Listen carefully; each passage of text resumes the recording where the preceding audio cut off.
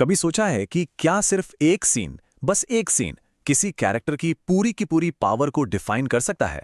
आज हम लोग ना इसी सवाल का जवाब ढूंढने वाले हैं और हमारा केस स्टडी है जुजुत्सु काइसेन का साटोरू गोजो। हम सिर्फ एक लड़ाई को ब्रेक डाउन करेंगे और देखेंगे कि आखिर क्यों लोग उसे एनिमे के सबसे पावरफुल कैरेक्टर्स में से एक मानते हैं। तो कहानी शुरू होती है टोक्यो जुजुत्सु हाई में। माहौल में ना एक अजीब सी टेंशन है।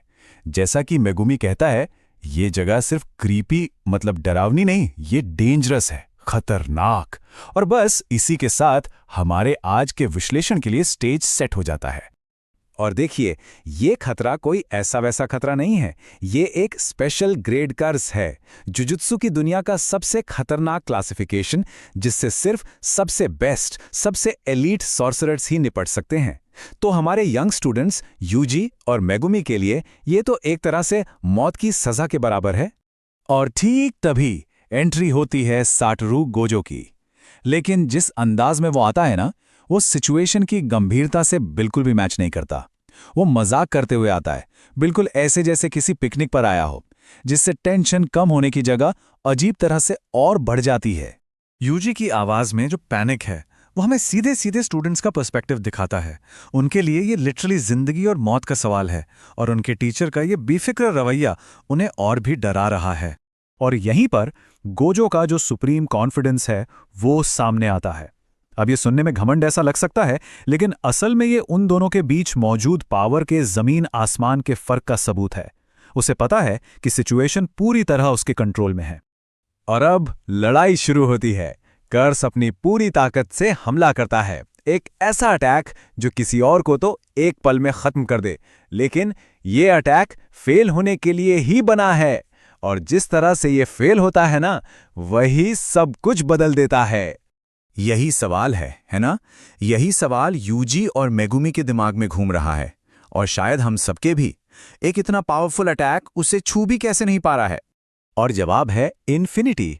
देखिए, गोजो की जो टेक्निक है ना, वो असल में उसके और किसी भी अटैक के बीच में एक इनफाइनाइट मतलब अनंत स्पेस क्रिएट कर देती है। तो अटैक आगे तो बढ़ता है, लेकिन वो कभी गोजो तक पहुंचता ही नहीं। वो स्पेस कभी खत्म ही नहीं होता, मतलब एक परफेक्ट अनब्रेकेबल डिफेंस। और ये लाइन एकदम परफेक्टली दिखाती है कि वो अपनी पावर्स को कैसे देखता है। उसके लिए जो दूसरों के लिए नामुमकिन है, वो तो बस एक आम दिन है। ये लाइन उसके पूरे कैरेक्टर को सम अप कर देती है। ठीक है, तो हमने उसका डिफेंस देख लिया, इम्प्रेसिव। पर अब गोजो ये दिखाने वाला है कि उसकी अटैकिंग पावर्स क्या हैं। और ये सिर्फ एक लड़ाई नहीं है, ये उसकी स्टूडेंट्स के लिए एक लाइव डेमो है, एक क्लास है। वो अपनी दो बेसिक टेक्निक्स दिखाने वाला है, ब्लू और रेड। इन नामों को याद रखिएगा, क्योंकि ये उसकी पावर के दो एकदम ऑपोजिट मतलब विपरीत पहलुओं को दिखाते हैं। तो इसको सिंपल तरीके से समझते हैं। ब्लू एक वैक्यूम की तरह है, जो सब कुछ अपनी ओर खींचता है, कंप्रेस कर देता है। और रेड ठीक इसका उल्टा है, एक जबरदस्त ब्लास्ट जो हर चीज को दूर धकेलता है। एक है अट्रैक्शन, दूसरा है रिपल्शन। एक ही सिक्के के दो पहलू। लेकिन अगर आपको लगा कि ब्लू और रेड ही उसकी अल्टीमेट पावर है, तो आप गलत थे। वो तो सिर्फ वार्म अप था। अब गोजो अपना असली तुरुप का पत्ता, अपना ट्रम्प कार्ड दिखाने वाला है। और जैसे ही गोजो अपनी आंखों से पट्टी हटाता है और ये लाइन बोलता है, हम सबको पता चल जाता है कि अब कुछ असाधारण होने वाला है। ये सिर्फ फाइट नहीं, ये एक शो है, एक प्रदर्शन है। और फिर वो अपनी टेक्निक का नाम लेना शुरू करता है, डोमेन एक्सपेंशन। वो जो पॉज लेता है ना, वो टेंशन को बिल्कुल पीक पर ले जाता है। अनलिमिटेड वॉइड, मतलब नाम ही अपने आप में कितना पावरफुल है। ये उसकी पावर की सबसे ऊंची लिमिट है, एक ऐसी टेक्निक जो लड़ाई के सारे नियम ही बदल कर रख देती है। तो ये काम कैसे करता है? वेल, ये कोई फिजिकल अटैक नहीं है। अनलिमिटेड वॉइड दुश्मन के दिमाग में इनफाइनाइट इंफॉर्मेशन भर देता है। उन्हें सब कुछ महसूस होता है, सब कुछ दिखता है, लेकिन वो कुछ भी प्रोसेस नहीं कर पाते और पूरी तरह से पैरालाइज हो जाते हैं। और ये लाइन सब कुछ एक साथ जोड़ देती है।